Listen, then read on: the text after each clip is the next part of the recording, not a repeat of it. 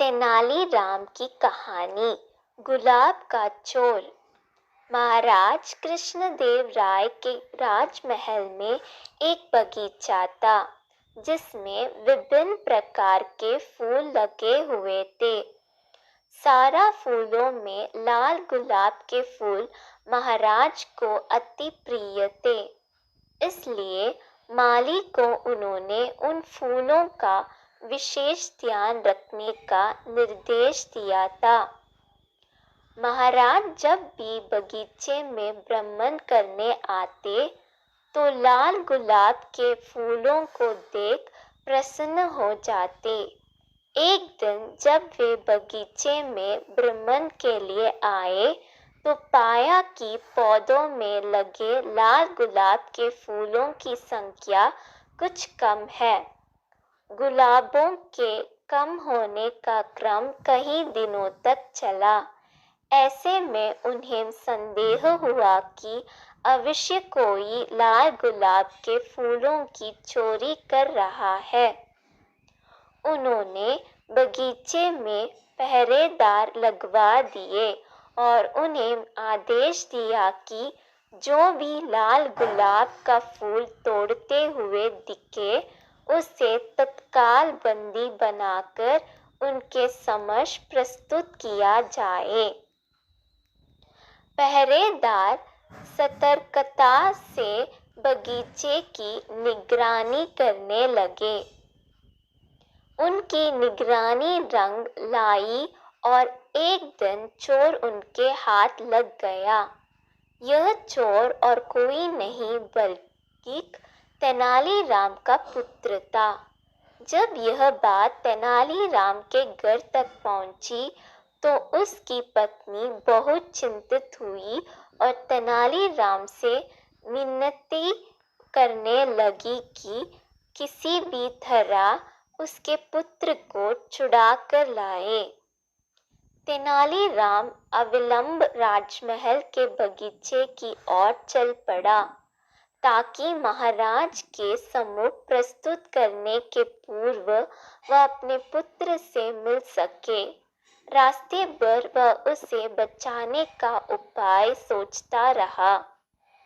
जब वह राजमहल के बगीचे में पहुंचा तो देखा कि पहरेदार उसके पुत्र को महाराज के सम्मुख प्रस्तुत करने की तैयारी में है।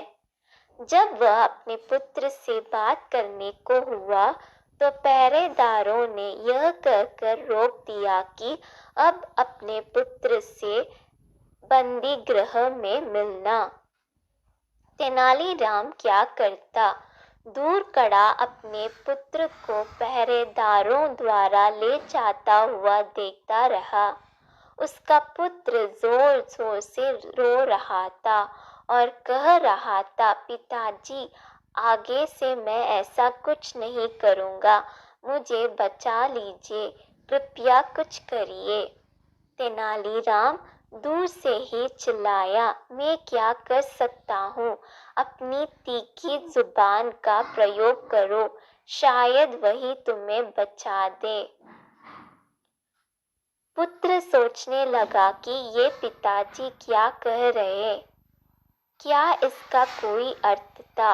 वह सोचने लगा और कुछ देर में उसे पिता द्वारा कही बात का अर्थ समझ में आ गया। उसका अर्थ था कि तीखी जुबान का प्रयोग कर गुलाब के फूलों को खा लो।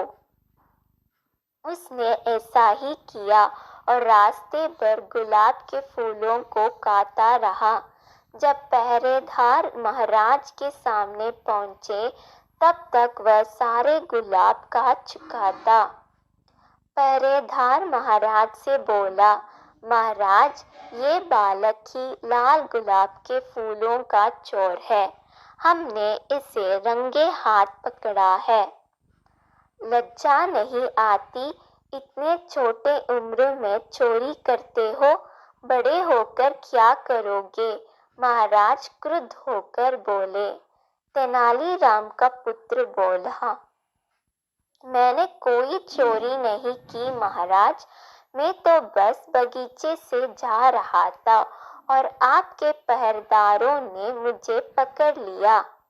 कदाचित इनका ये आपकी प्रशंसा का पात्र बनना है, किंतु महाराज इसमें मुझे निर्दोष को सजा क्यों?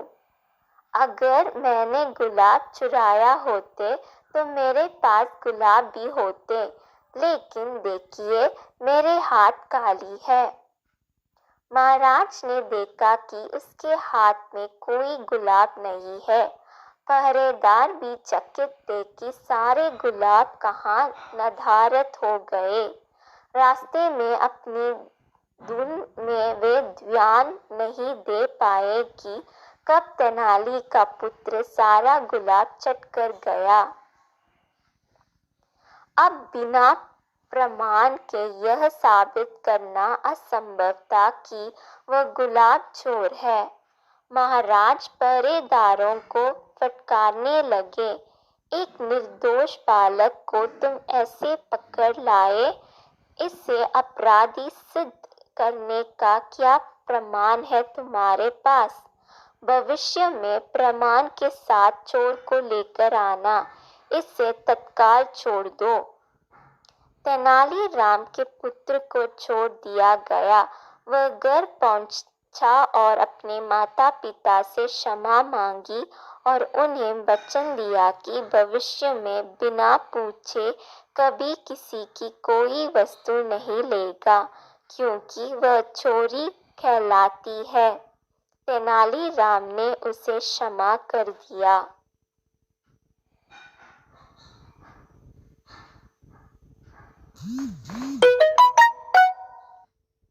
दो चोर।